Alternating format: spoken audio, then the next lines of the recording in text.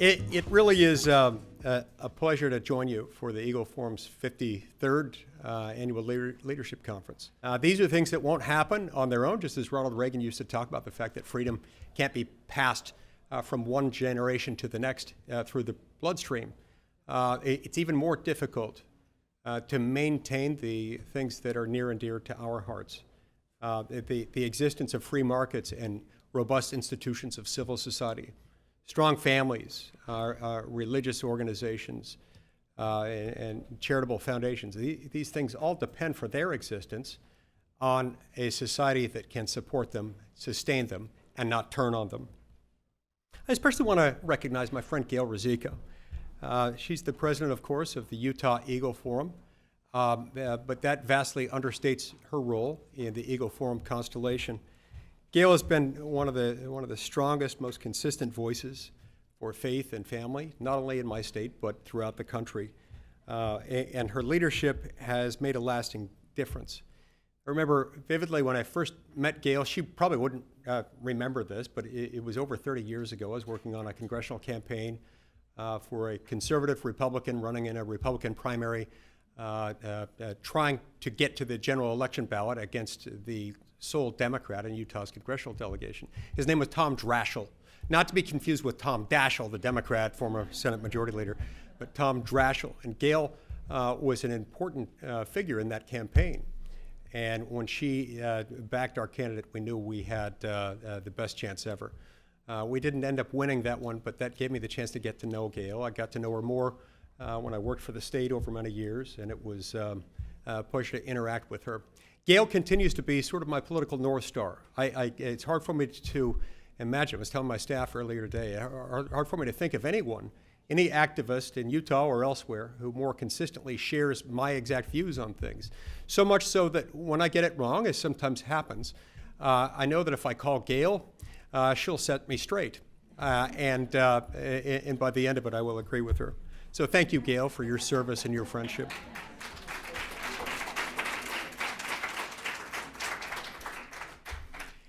Whenever society loses touch and loses the ability to distinguish between what elevates the human condition and what denigrates it, what drags it into the gutter, that civilization won't remain free for long. And we know that only because it's how the book is written every single time. So history may not repeat itself, but it rhymes, and the decline of civilization always rhymes. So this is a danger that we face today. We've reached a point where multi-billion-dollar companies can pump out material that's so degrading that no one would dare defend it honestly in public. Yet the moment you suggest that a line should be drawn, that a line even exists, the same companies hide behind the First Amendment as if they were exposing Watergate on the front page of the Washington Post. But everyone in this room, of course, knows better than that. Obscenity is not protected speech. It's not speech. It never has been. It never will be. It lacks the capacity to be such. The only difference is that we've moved the goal lines. We've had a Supreme Court that has redefined what obscenity is over and over and over again, to the point that for the last half century, the law has been clouded by definitions so vague that they lack definition. The result is this legal standard that we have that serves only those determined to circumvent it. In 1973, the Supreme Court announced what is today known as the Miller test. It asked whether a piece of material appeals to the prurient interest in sex, whether it portrays sexual conduct in a patently offensive way, and whether it has or lacks any serious literary, artistic, or political value. It sounds academic. It is, in fact, largely useless, unless, of course, you regard its utility as inherent in its ability to thwart any meaningful action against the offending speech in question. In other words, they came up with a standard that is internally at odds with itself. It cannot be satisfied. You can't have something that is at once appealing to the prurient interest in sex and at the same time is patently offensive. It makes it pretty much impossible to enforce. We can give a little bit of grace to the Supreme Court that adopted it, a little bit, not much. When you understand what the backdrop was, they were trying to get it out of an older era in which they had what we call movie night at the Supreme Court. It was defined by this moment where the justices would say, I can't define what obscenity is, but I know it when I see it. And the way that they determined that, they would literally have movie night at the court. I think they set us out at Thursday each month, and they would sit and watch movies. It's led to all sorts of weird stuff. One of my favorite stories from this era comes from a favorite justice of mine for that era, John Marshall Harlan II. Later in his career, John Marshall Harlan II was aging, and his vision had deteriorated to the point that he couldn't see a whole lot of what was going on. But he decided to make lemonade out of that lemon that life handed him, and used it for his own entertainment purposes, meaning he would sit himself on movie night next to one of the Supreme Court's more prudish members, one of his more prudish colleagues, and ask for a complete narration of everything that was happening. And he would provide real-time feedback. They're doing that? Oh, that's extraordinary. And he would say this out loud, just sort of mess with them. In any event, they did that as a way to back out of movie night. They were tired of movie night, and so they adopted something that would get them out of the business, but in the process, they got almost everybody out of the business. So as a result, there's been a vacuum. The pornography industry has marched full force into that vacuum. It's filled it, and it's flooded our culture, hooking children, wrecking marriages, and every other normal human relationship, fueling trafficking and trading humans as mere objects of lust, as mere objects to draw a profit. And this is why I introduced a bill called the Interstate Obscenity Definition Act, along with my House sponsor, Congresswoman Mary Miller. This bill updates that definition from 1973 with a clear and workable standard, and it fills in some of the gaps left in Miller and updates them for the modern age. It says, in essence, that material that exists only to exploit human sexuality, that drags people down instead of lifting them up, and that has no redeeming cultural or educational value, doesn't have protection as free speech. It was never intended to under the Constitution. And if you think about it, at a broad conceptual level, there are relatively few thoughts one can have, very few emotions one can experience that don't involve or require or lend themselves well to the expression of words. Hunger, thirst, lust, these primal things that are sort of part of our more primitive brains, our reptilian mind, you might say. Those don't require words. When they don't require words, because they're that base, we should start to ask ourselves, is this free speech?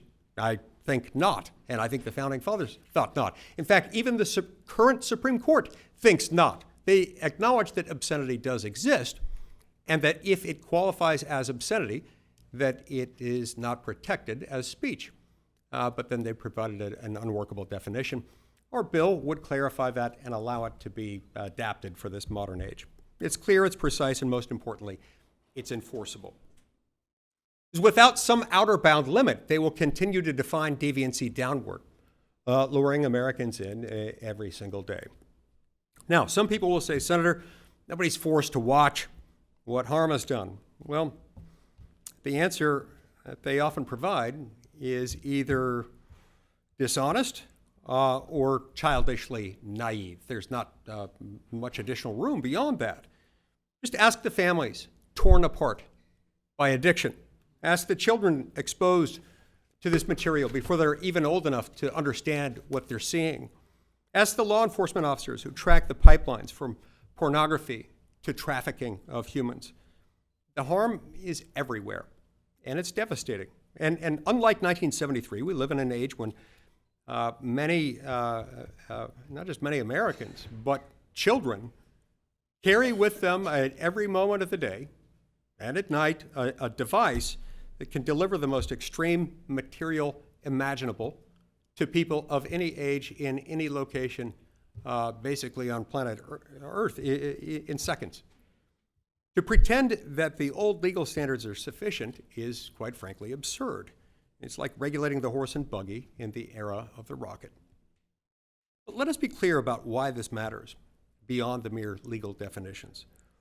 The strength of any nation rests ultimately on the strength of its families. The family is the first government. Family is the first school.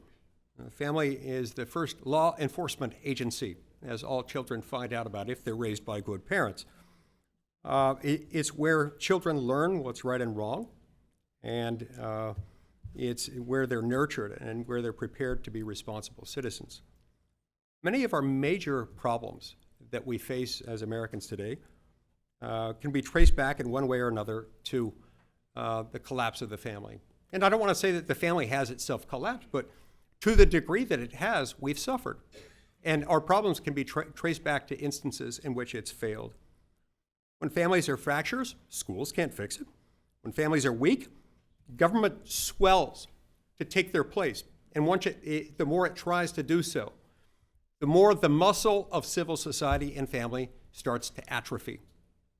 When families are devalued, liberty itself erodes. And when families are weak, the government steps in and it creates this vicious cycle that is self-perpetuating. Now, that's why the fight against obscenity is not just a side skirmish. It's not, this is something that the left and some of the more libertarian elements within our party like to dismiss as, oh, those are just the culture wars, or you're fighting still on social issues. But this isn't just a side skirmish. A culture that floods the minds of children with smut is a culture that deliberately undermines its own families because it's there to create a new culture, to disrupt the culture that it doesn't want, the culture that we've inherited that's been handed down to us over the millennia by our ancestors.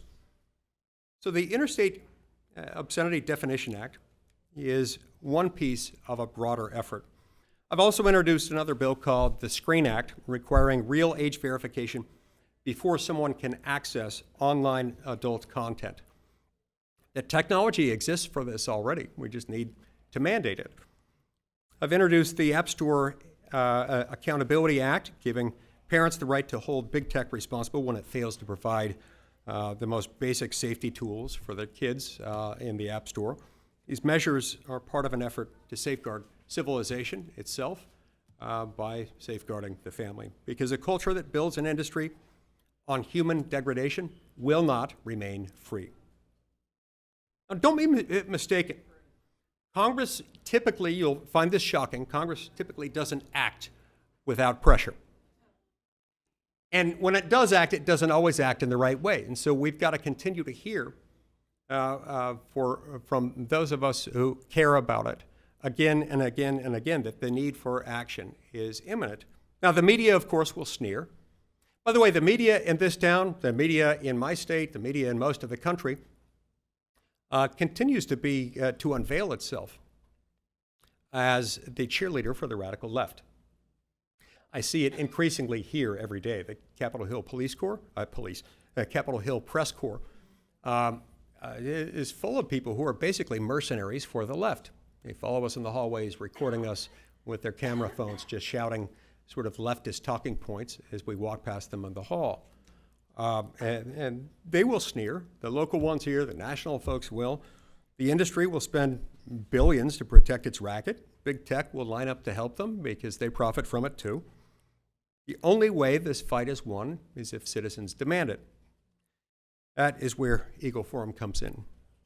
You've always stood for life. You've always stood for the family, and you understand that these issues impact both of those things.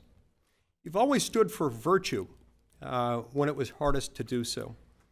Even back to the first days of the organization's existence with its courageous founder, Phyllis Schlafly. America's founders and Phyllis Schlafly, like all of you here today, have understood that liberty depends on virtue. Liberty without virtue collapses almost immediately into license, and license leads inevitably to ruin. As the Romans found out, as the Greeks found out, as the citizens of every great empire the world has ever known have discovered, this is the natural course of things.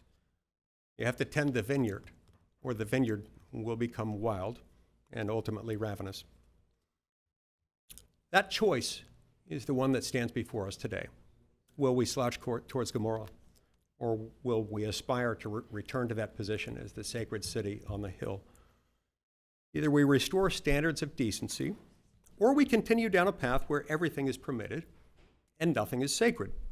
The Interstate Obscenity Definition Act is the beginning of that restoration. It's the first serious step to defend children, to protect families, and to affirm that human beings are not things. They're not objects to be consumed, exploited, and then discarded. This is a fight worth having. It's a fight that we can win, and if we do win it, we do more than just change a law, because by changing a law, that allows us to protect our people from culturally degrading influences that will take it further off course. And so by passing this, we help repair the foundations of our nation and restore a culture of virtue that recognizes that there is such thing as a difference between right and wrong, and it matters. I want to thank each of you for doing what you do. You are, when people talk about the movement, they're talking first and foremost about people who move, and nobody does that like Equal Forum. Nobody inspires me like you do, and for that I will be forever grateful. Thank you very much.